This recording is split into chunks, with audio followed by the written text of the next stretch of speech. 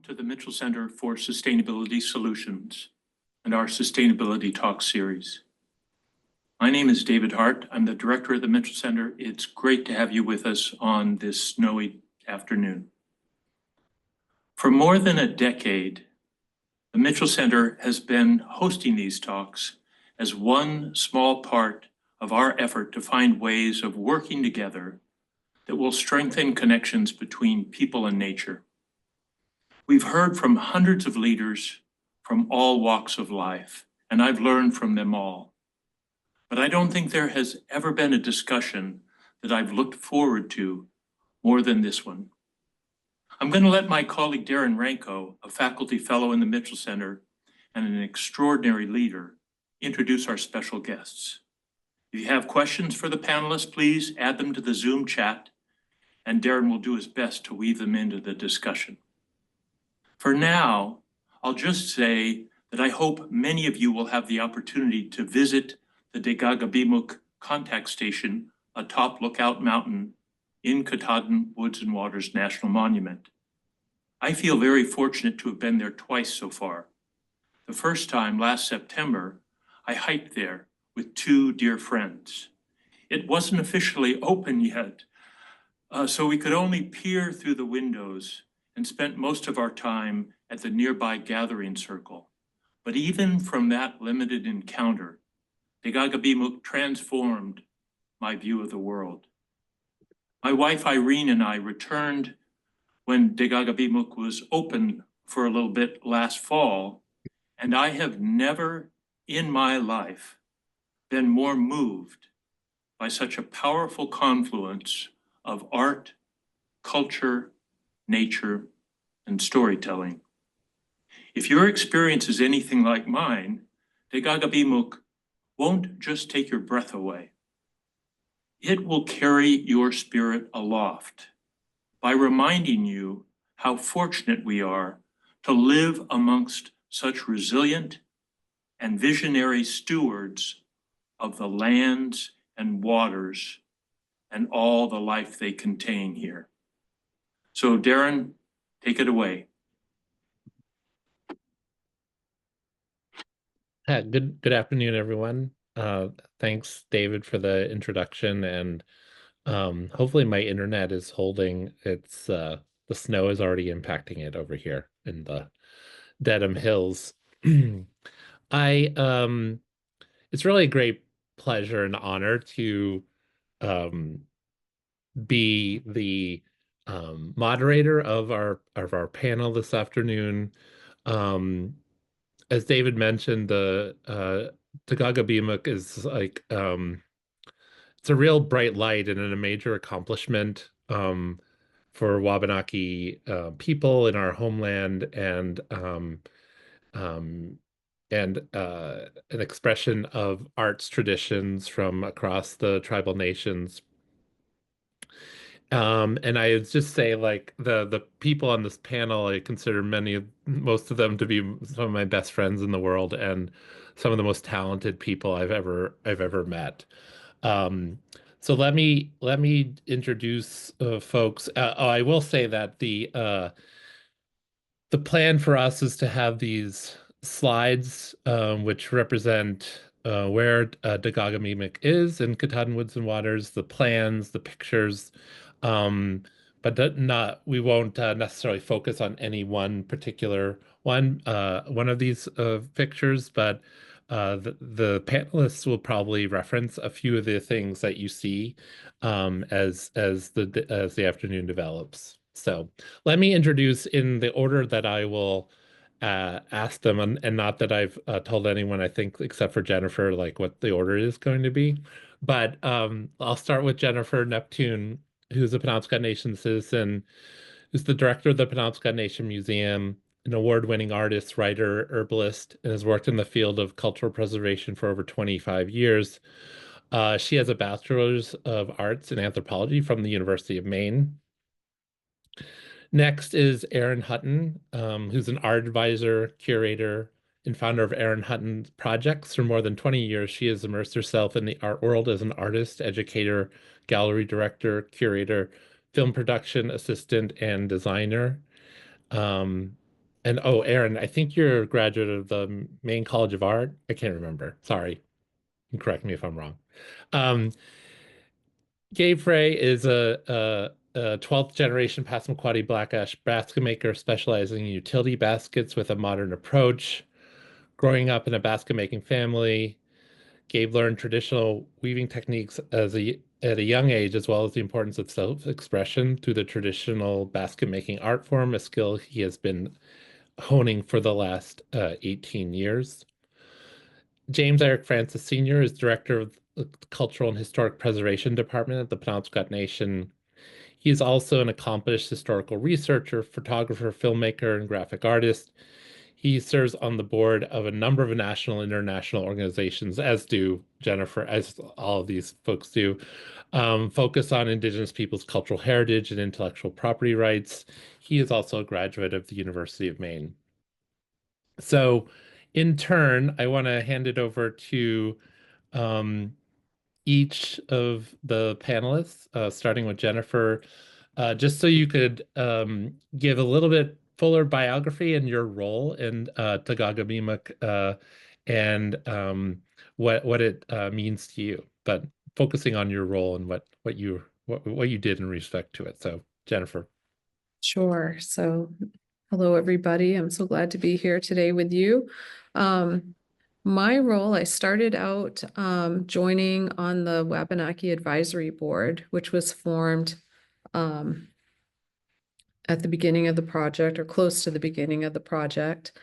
And that was formed from an advisory group that the Abbey Museum in Bar Harbor has and kind of transferred over to this project at the beginning, and then it became more formal as the project went on with us. So started out there, and then worked on the interpretive plan, which was done to help plan the exhibitry and the stories that were going to be told and the themes that we're going to explore. So it was interesting to hear, the talk of resilience, because that was one of the major themes that came up for telling the story of this place, the resilience of the land and the resilience of the people and the resilience of all the life forms that exist there, including, Atlantic salmon and,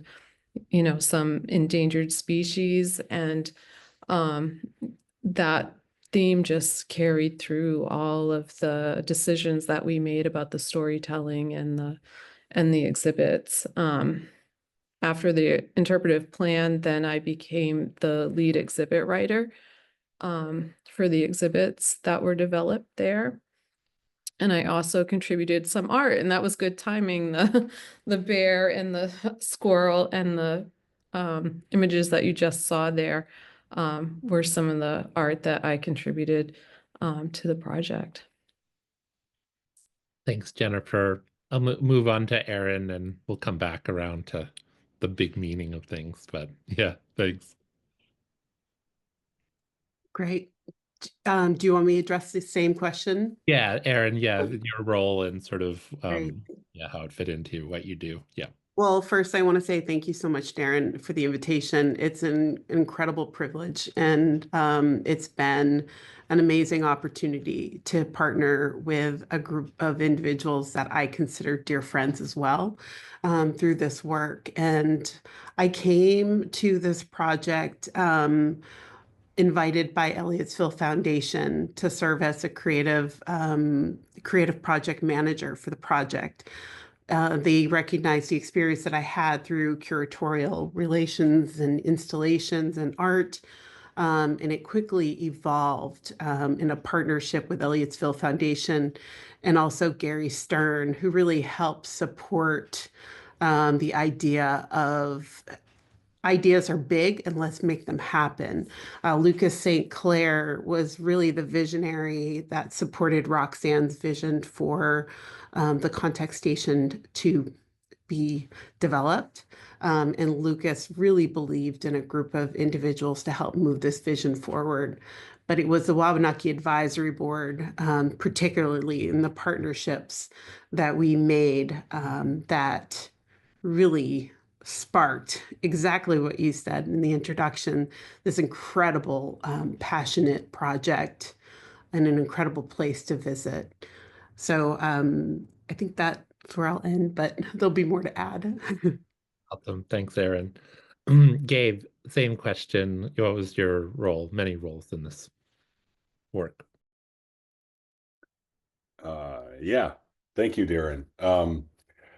I think similarly to Jen's, I think all the Wabanaki members in this project were sort of carried over from the Abbey's advisory board.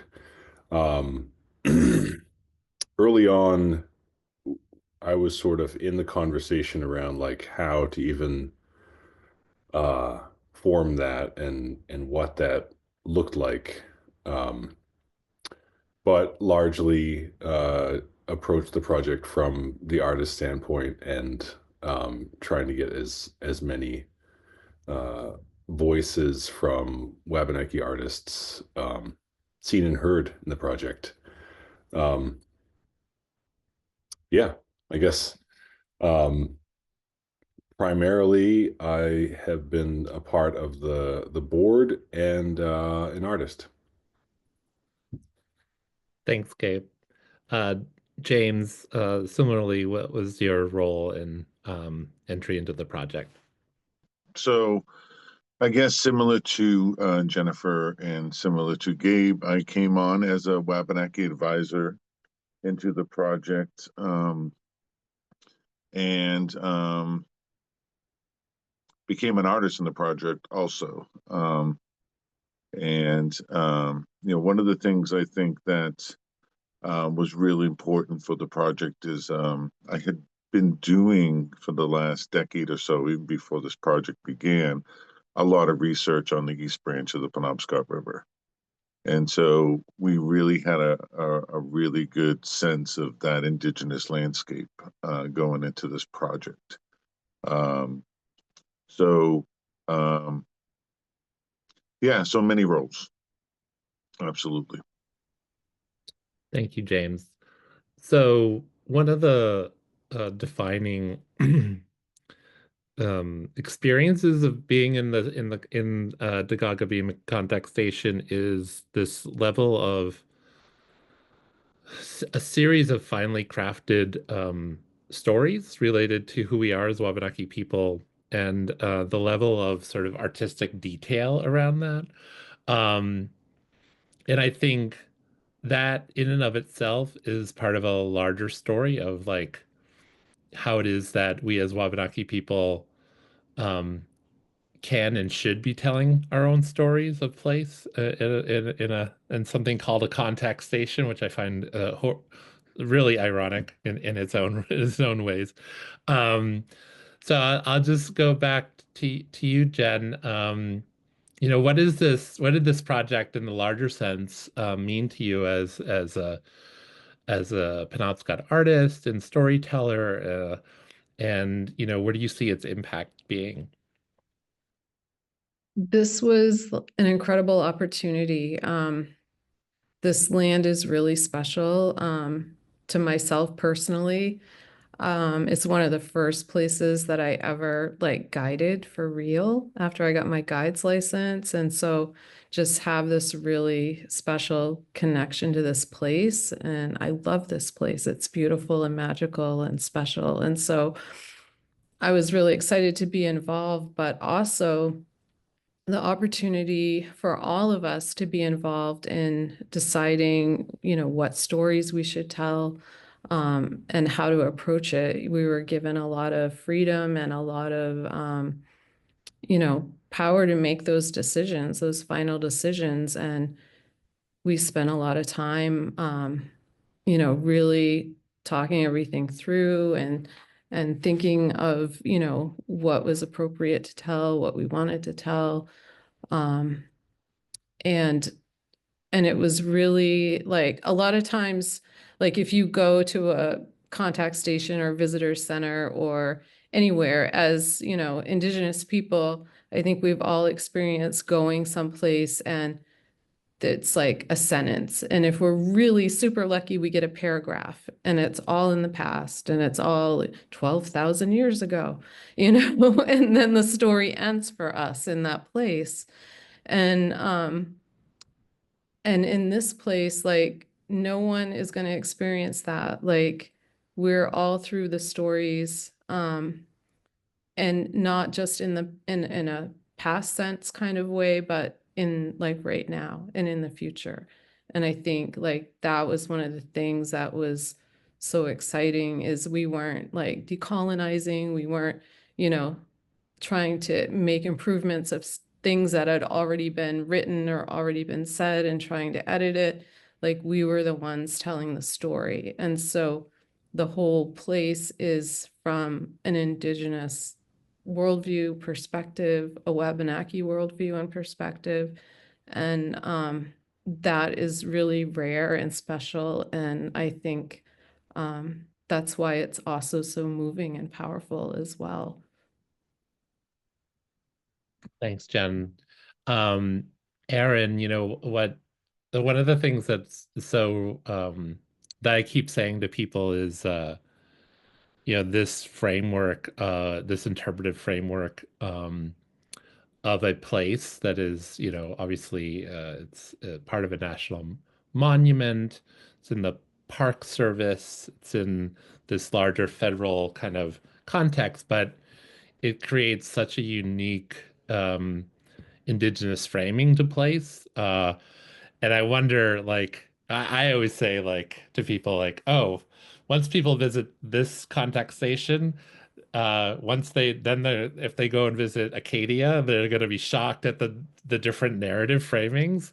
And I guess, Erin, because I know you're involved in different kinds of projects across the region and country, just like, how do you see this as a statement, you know, and sort of its impact in general across sort of public spaces, but you know, ones that really tell a story of indigenous people?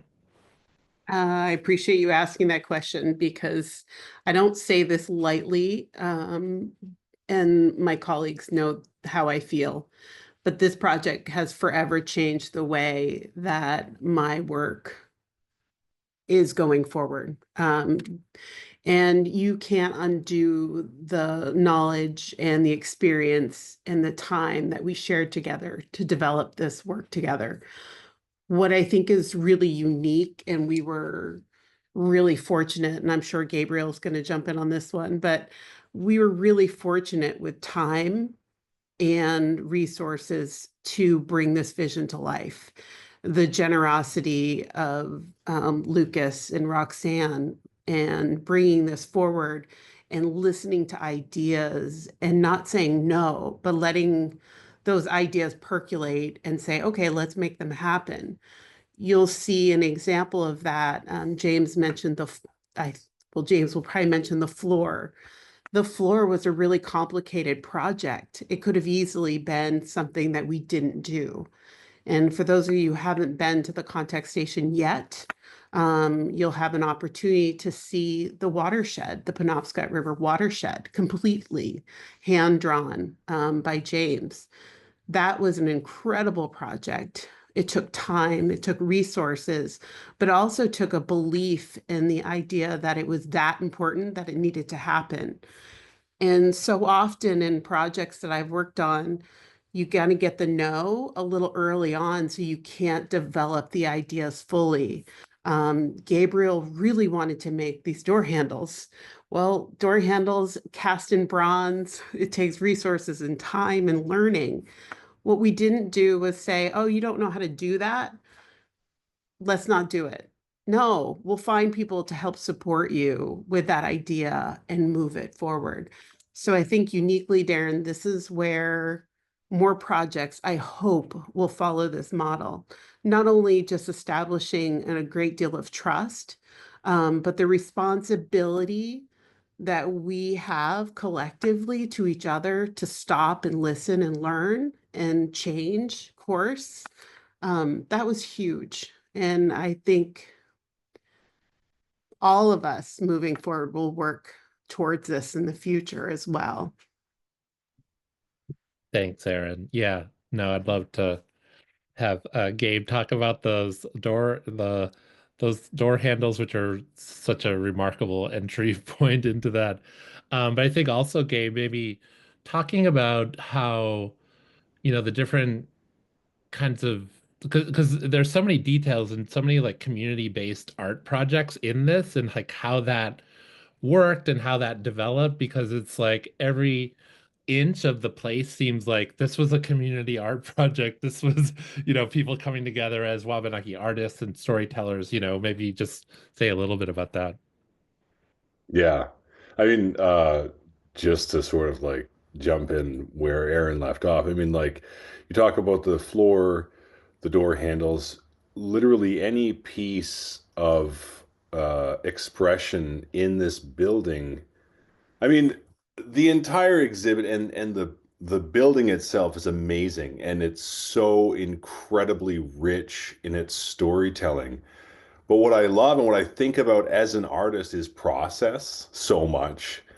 And the process of getting there is so rich as well. Like every single artistic expression has this other component that I think we decided early on in the project that it was about also capacity building in community.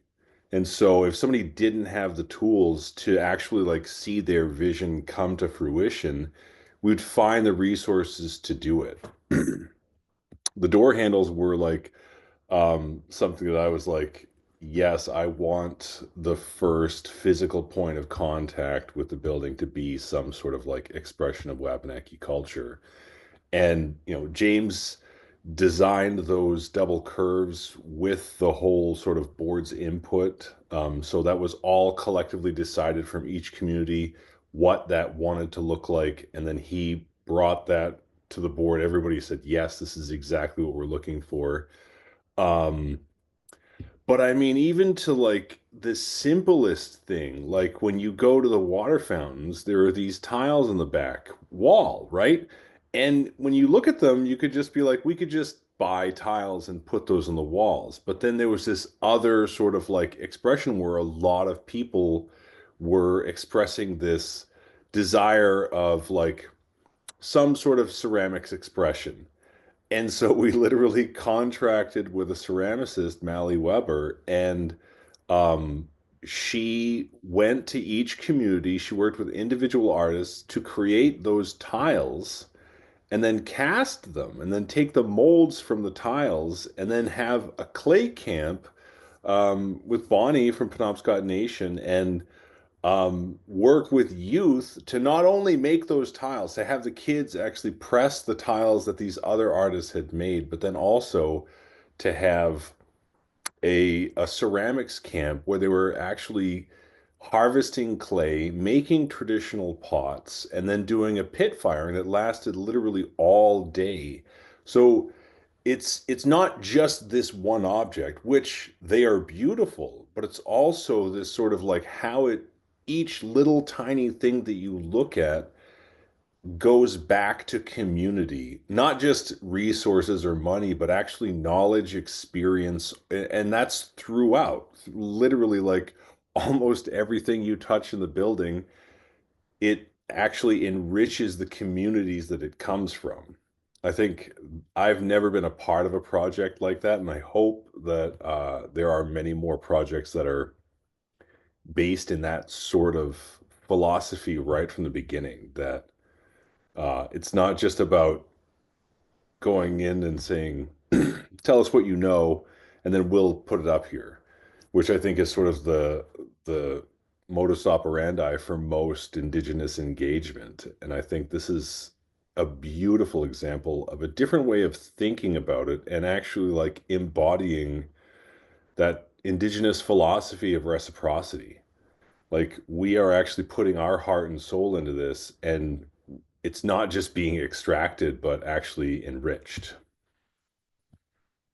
Yeah, no, totally agree. Thanks, Gabe. Really great. Um, James, similar question for you, and we already have in the chat the question about learning more about the map and floor in that project, but also just, you know, the overall meaning of this place and the project in this place, because it's obviously it's Penobscot watershed homelands, and it's connected to all the other Wabanaki tribes.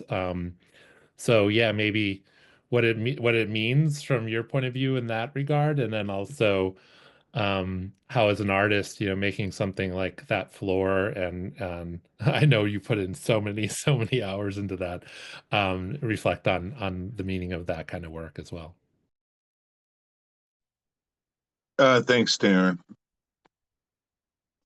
I think that, you know, for me as a historian, it's all over my tenure as a professional historian. It's shifted. It shifted from, you know, this kind of frustration with the archives that there's nothing good that was written by Penobscot people, and then turning to our homeland and to the landscape for inspiration and you know, for stories. Looking at place names and understanding indigenous landscape um, is all part of who I am. It's part of my art. It's part of you know, the way I think. And so to have this building in a certain place on a certain mountain called Lookout Mountain, you know, it's called Tekakapimәk, you know, as far as one can see, it's tied to the language. And so that is all put into the map because to orient people within the larger river watershed was really important, and the shape of the building really lent itself to that application. And you know, one of the things that you know, Gabe was like on the edge of saying, and so I want to kind of springboard off of his passion around, you know, bringing these projects forward and enriching the communities, is that very early on we were given a lot of freedom, and not just we can do what we want, but also anything that we do is going to be protected, that our intellectual property is going to be protected. And any Wabanaki expression in this building still belongs to Wabanaki people. And that is very freeing in a very kind of history of extraction from our communities and of our knowledges. And, you know, I'm the chair of local contacts, and we help indigenous communities protect their intellectual properties globally. And it was, I think, you know, both my involvement and Suzanne Greenlaw's involvement in this project very early on.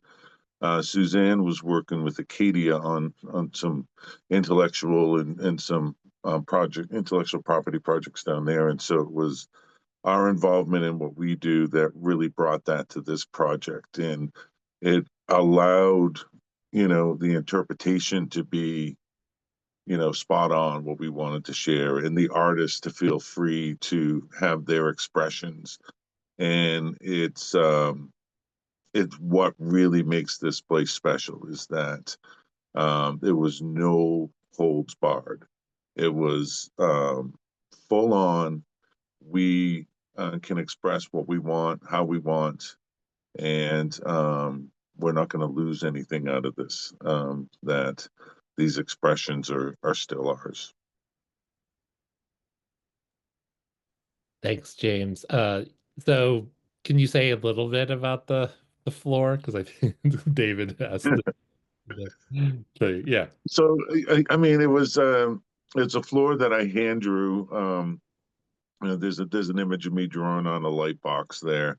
So it's geographically accurate. It's drawn from maps and 1 by 1 foot squares that we digitized.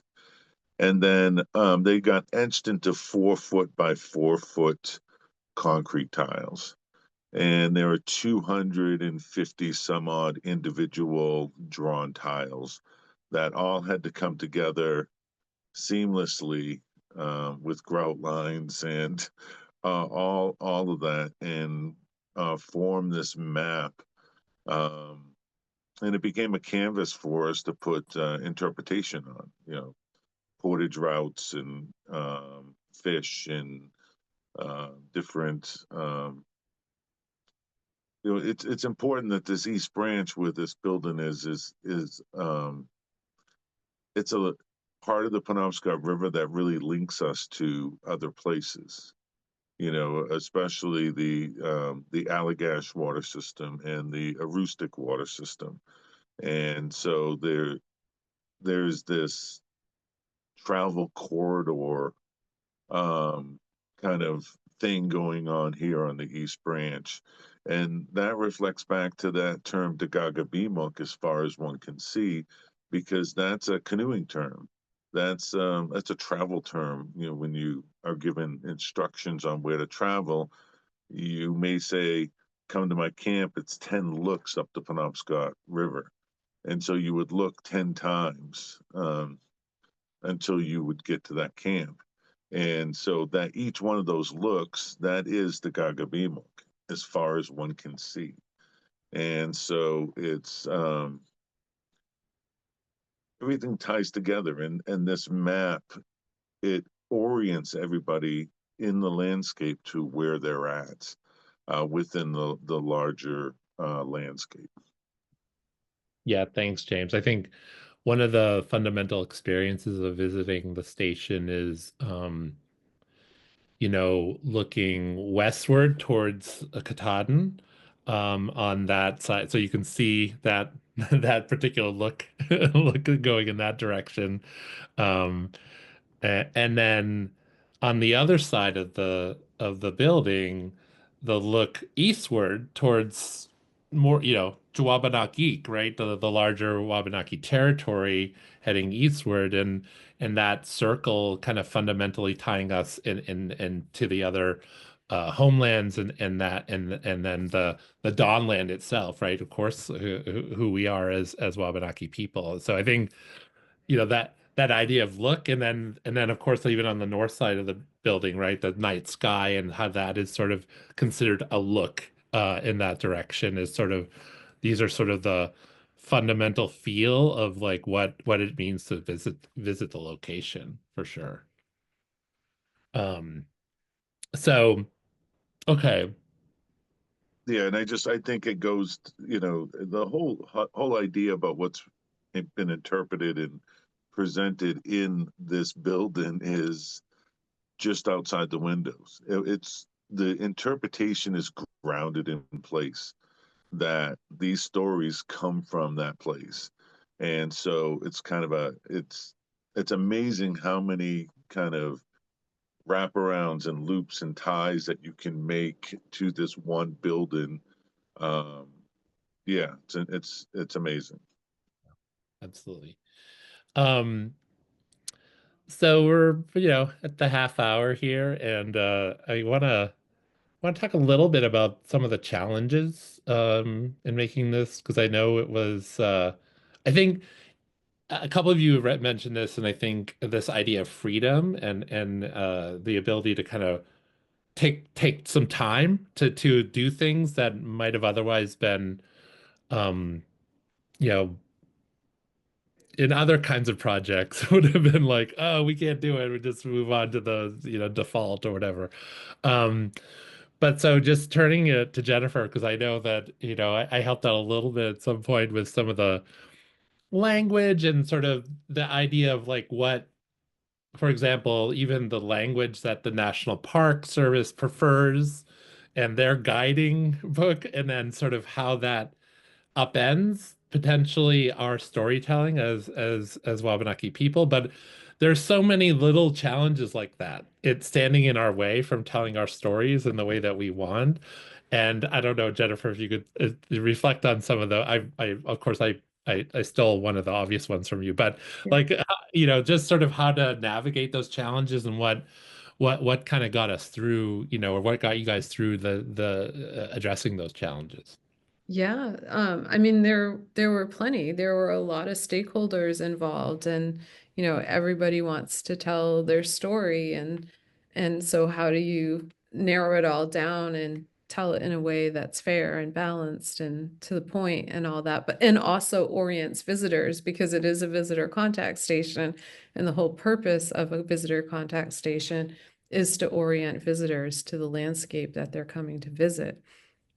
And so always keeping that in mind too, that, you know, what we share has to also do that. And so, you know, it was at times really challenging to juggle all those expectations, and also I had to learn how to write differently because, you know, NPS and, you know, and a lot of other places like that use interpretive writing, which is really different from like writing museum text for a museum exhibit, which I can do in my sleep. But, you know, to write in this way that's very concise and short and simple, that can be understood by, you know, people who have English as a second language, that people who maybe don't have a really high reading level. And, you know, and it has to be short and concise, but it also has to evoke emotion and make people feel.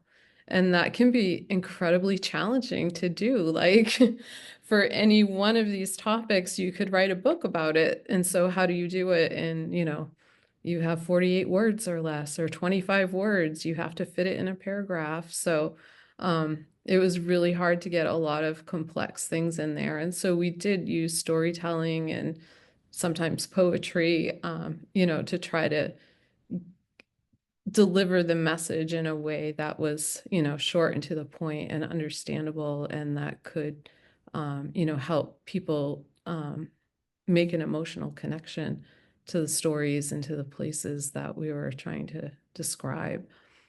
I was really lucky. I forgot to mention earlier, Jane Beatty, who's an interpretive planner and interpretive writer, helped me immensely learn how to do that in a short amount of time.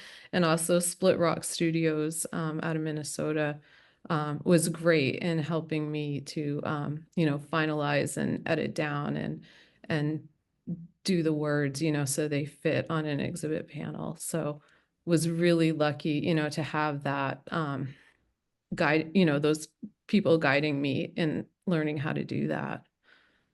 Yeah.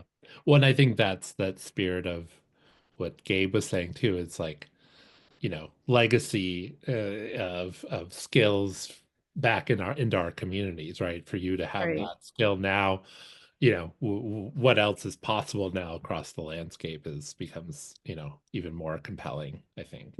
Yeah. And also we wanted this place to be relatable to, you know, people who live here now. A lot of people moved into this area during like the logging times and fell in love, and they stayed, and, you know, they live all around the area. And so that was also in my mind, you know, like I want them to also love this place as well, because it's their home as well now. And I was able to find some quotes from some local guides, you know, to use on some of the panels. And like one of like my favorite things when people started to come in and see it was watching local people discover the floor, the map on the floor.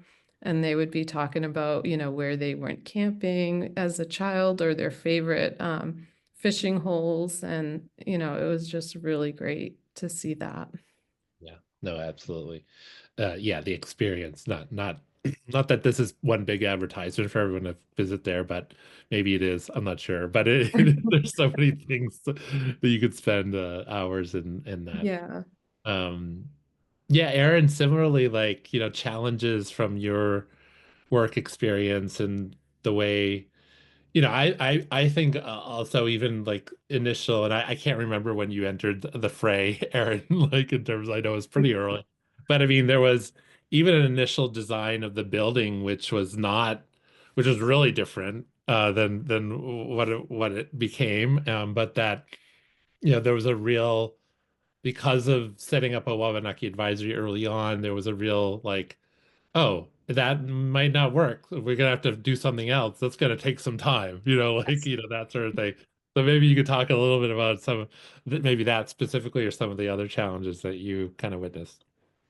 I was going to address that. I came on board around that time where the design of the building was in this transition stage. And it was the meeting with the Wabanaki Advisory Board that really set the change course ahead, which ultimately I would say, yes, it was a challenge, but it was the biggest success of this project, which was probably Suzanne stating pretty frankly, or others on the Wabanaki Advisory Board, that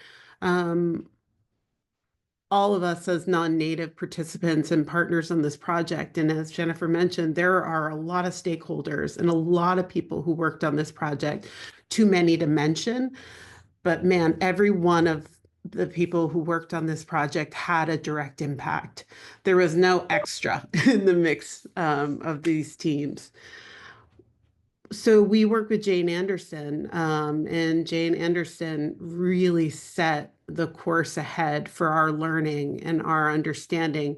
And I think that was the moment where the trust and the relationship building really set forth. I would say to any organization, you must go through this work.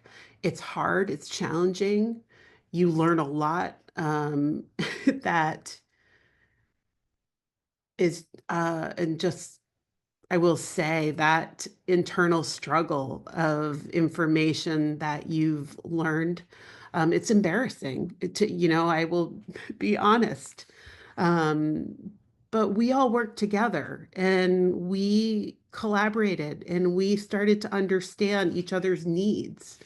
Going in as an art consultant, I put it in air quotes, right?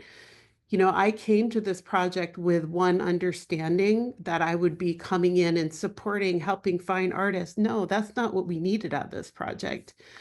We needed the advisory board to say, these are the artists we want to work with. These are the ones that we want to recommend. And actually, Erin, I'm going to meet with them first and foremost, and you're going to help support. And you know what? That was the most beautiful way of approaching this type of work. Very different than ways that it's been done in the past, and experience that I've had previously. And I so appreciate that process. So that was a huge challenge. COVID, I will say, we were in masks outside and we all laugh, but we were outside 6 feet apart. The National Park Service has a really strict guideline for COVID protocol, and we followed them out of respect in our relationship with the National Park Service. So when we were around each other in the midst of it, we would be following all the NPS protocols. But the other piece of that, where it was a challenge, it was also our biggest success. We worked with an international team where you could be on calls all over the world collectively and work via Zoom. And that was amazing. We were able to work with each other very quickly. I could add so much more, but I won't. No, I know. I mean, and I think just from observing from afar and through many of you, because I know there's always like something happening with the projects, like even when it felt like things were kind of getting into this wrong foot, like there was enough influence and strategy and expertise, especially I would say this is coming from the Wabanaki Advisory, people who were like, no, we just need to do it this other way. And I think sometimes that caused like in a lot of projects, a little bit of panic, like, oh no, we can't keep to our timeline or whatever, but then I think the will of everyone would rather keep doing it the right way than like rush it in this sort of way that would make it not pleasing, especially to the advisory. And I think that's fundamentally, even it became difficult at times, I think it was that always seems to have won out, I guess, my perspective. Yeah. And Darren, I just don't want to downplay what you just said, because that was a huge piece. And I think for my colleagues, it would be disingenuous to say that there wasn't heartbreak, there wasn't tears, there wasn't laughter, there wasn't a great deal of emotion. we talked about how fortunate we were in some respects of this project. And one piece of it, and I don't know if James wants to add to this, but every Monday when we met as a group, we were afforded 30 minutes of our time to actually make space for any conversation to happen. And sometimes nothing was discussed, or something would be discussed that was related to community or related to the weather or related to some concert. But it was building those relationships in 30 minutes of time, which is unheard of in most environments, was allowed for us to really get to know each other and build relationships. And even though we were in the midst of COVID for part of this project, we still gathered together and tried to create opportunities to work in partnership. So I feel like that was a big piece. Yeah, absolutely. So Gabe, similar question in terms of challenges for you, and again, the sort of you talked a lot about the community art projects. I mean, of course, the clay work and all of that, but I think especially in thinking about that community, art project pieces, like, yeah, what were the challenges? What do you consider sort of the most things that you overcame in doing this?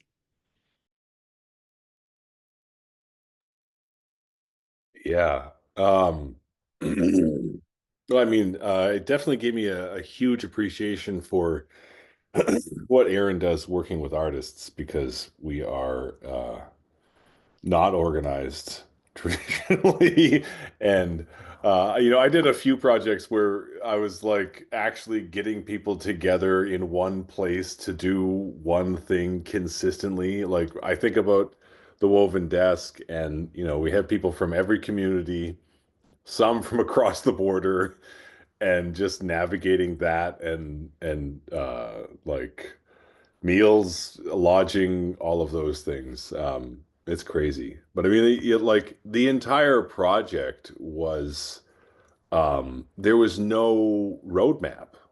Like, I mean, you sort of alluded to those difficulties in the beginning. Like, it started out like a standard project where we're just going to do something and then show you, and I think when the Wabanaki Advisory Board was onboarded, there was this collective sort of like, we didn't want to have something where our culture was placed in a box, or somebody did something because they read something and then said, do you approve of what we did? I think we all sort of collectively wanted to have our voices told by us.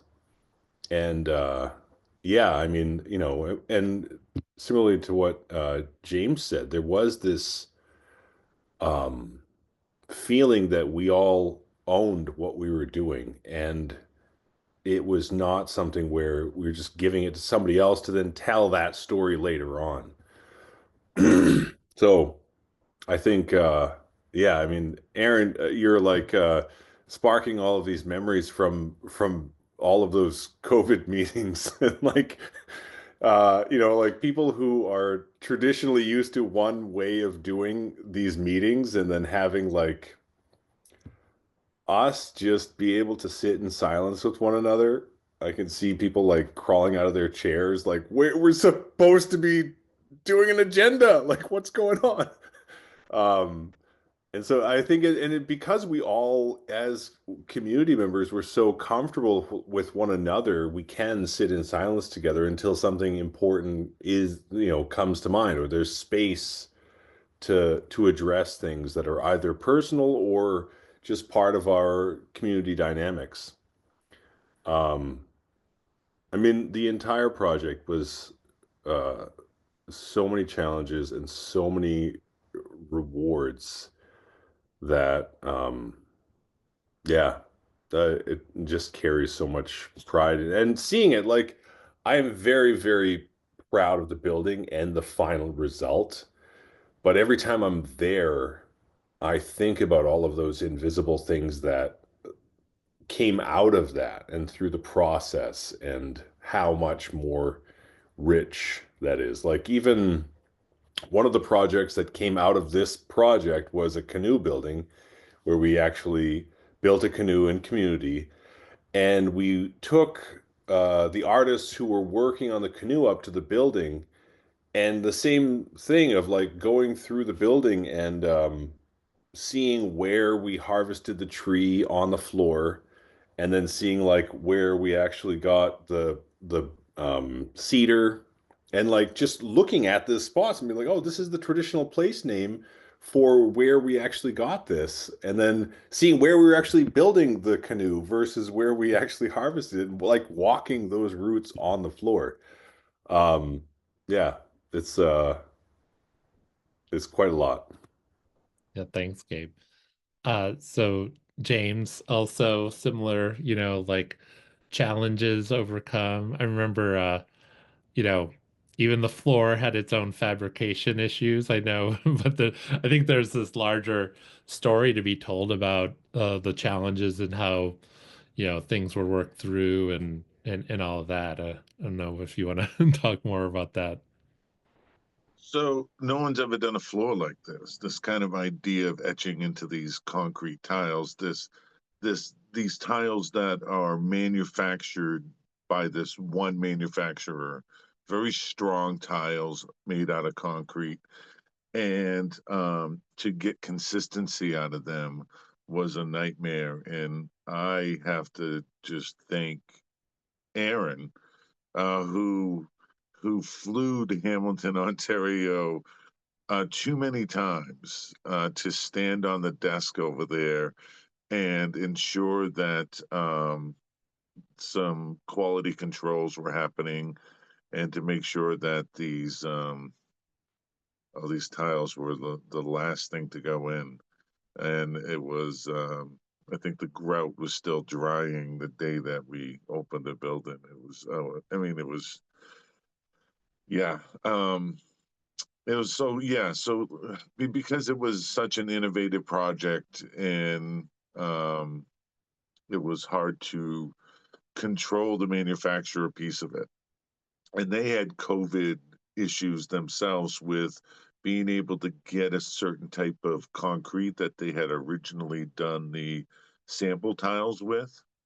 So there was a shift in product, and that product shift really made things very difficult for us.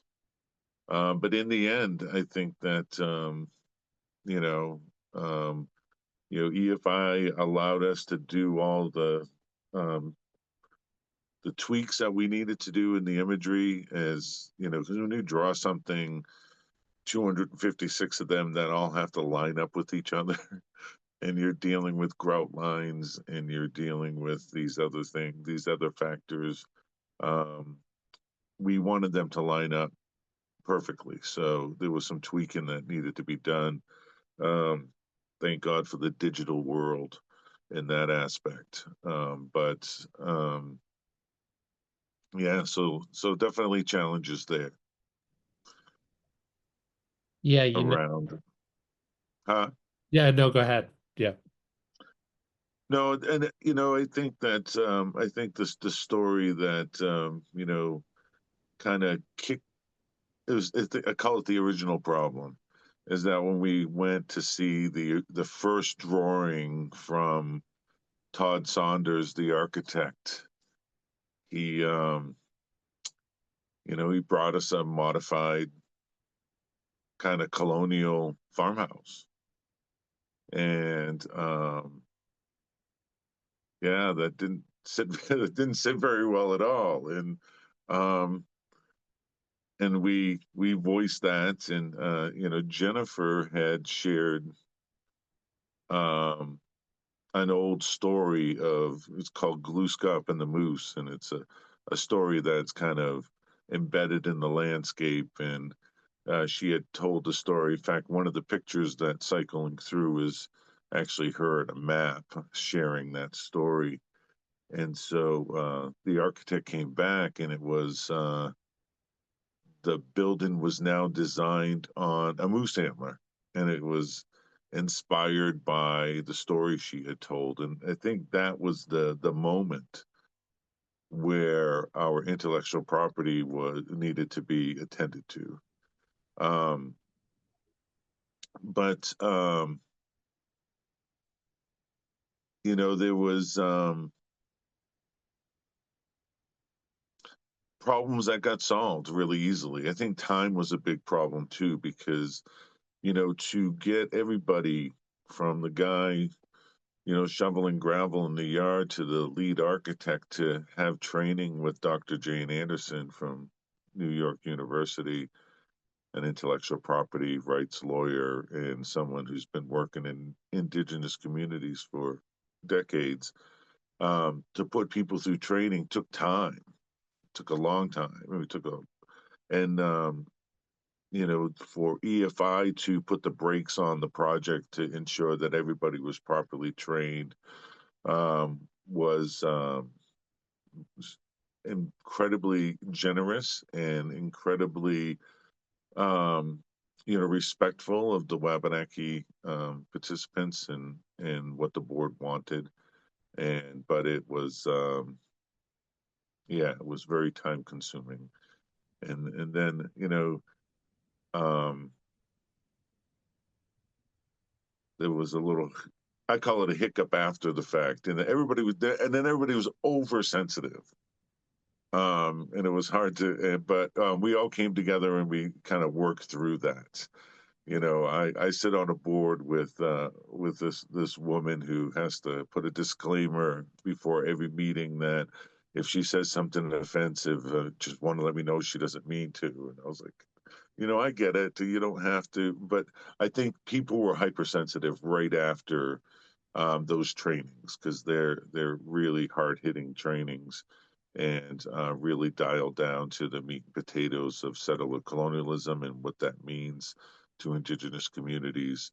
But yeah, in the end, it helped us to create this kind of gem in the woods.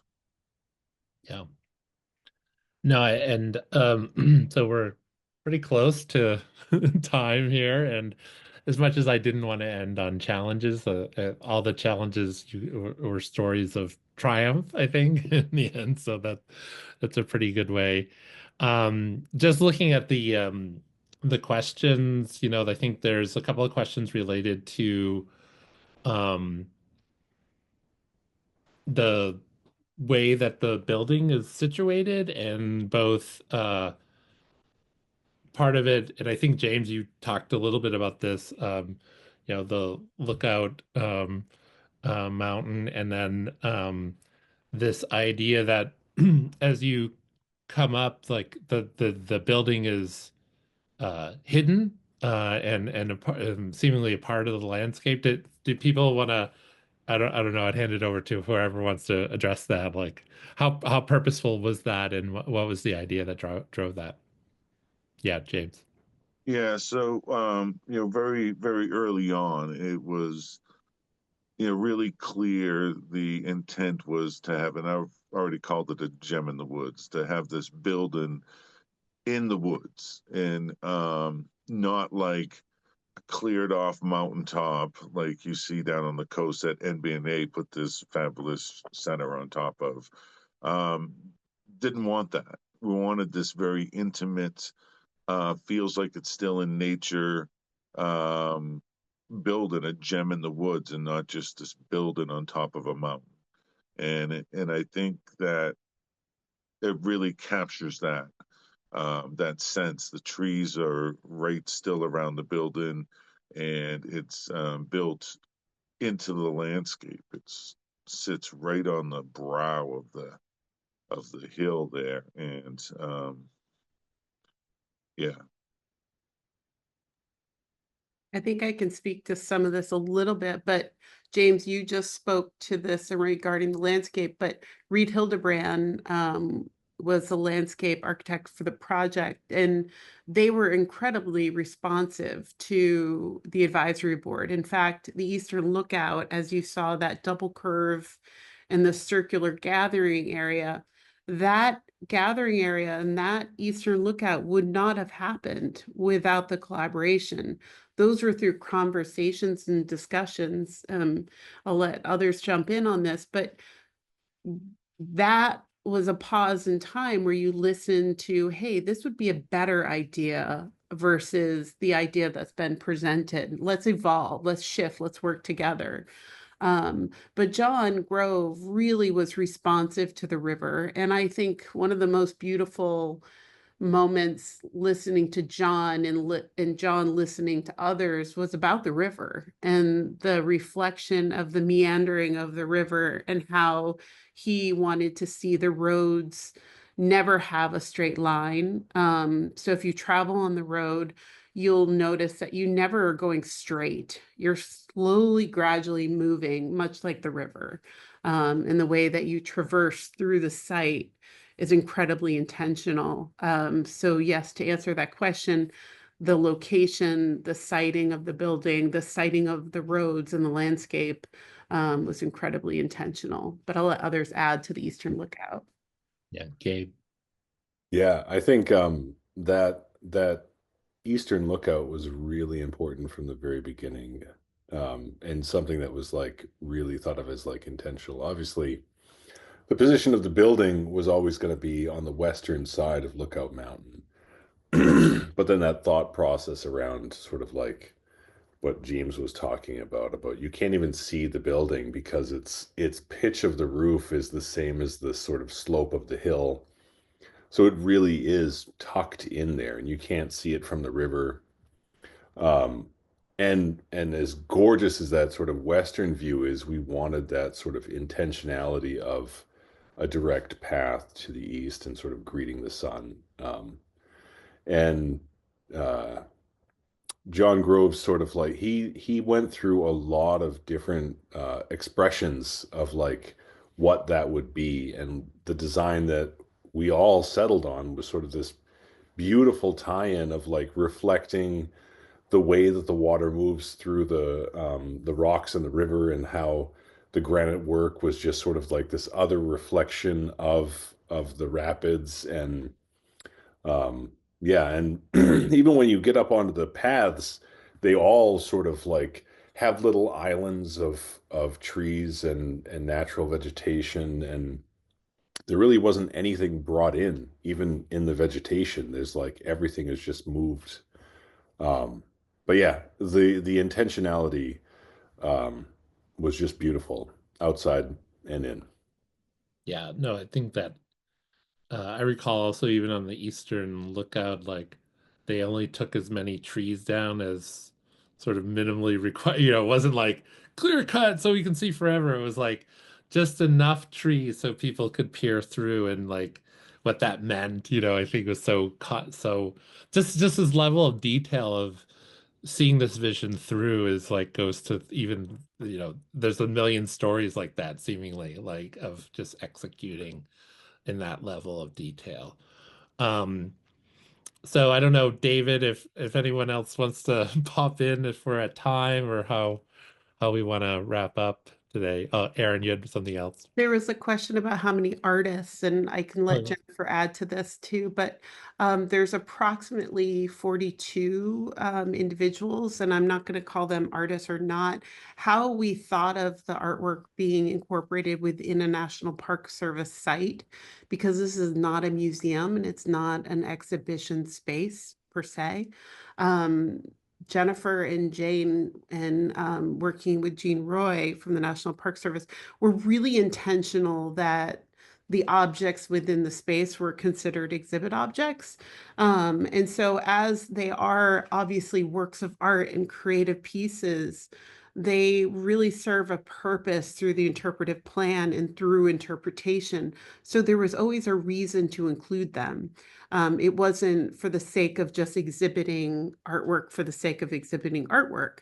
It was intentional through the vision that Jennifer and Jane Beatty presented. So I just wanted to add that. Yeah, you know, again, it strikes me as just so many of those like people rallying around this to make it happen. Um, you know, I'm gonna wrap it up. I guess all I could say to people, obviously, thank you, Jennifer, Erin, Gabe, James, for joining us and talking about this project. To me, it's like you know, it does feel like after this, things should not be the same. That that we should always think through these places as Wabanaki places and embedded in our stories as Wabanaki people. I'm sure that won't be the case though too, but it definitely sets a really high bar and example for what can happen next in any number of places across our territory as Wabanaki people. Um, and I would say, please visit this because the experience is more than just hearing people talking about it. Obviously, it's very moving for those of us to visit. I don't know, James, did you have another last word? You came off. No, just someone had a question about the bird glass. Yes, Oh yeah. there's a fair amount of glass on the ends of the building, and they all have little dots on them, so the birds can see them. And it's there's a few windows that don't, and sometimes we see the birds all knocked out. They all get up and fly away, but sometimes you see them on the outside of the building on windowsills. Yeah. But for the most part, the huge windows have all dots on them. That's right.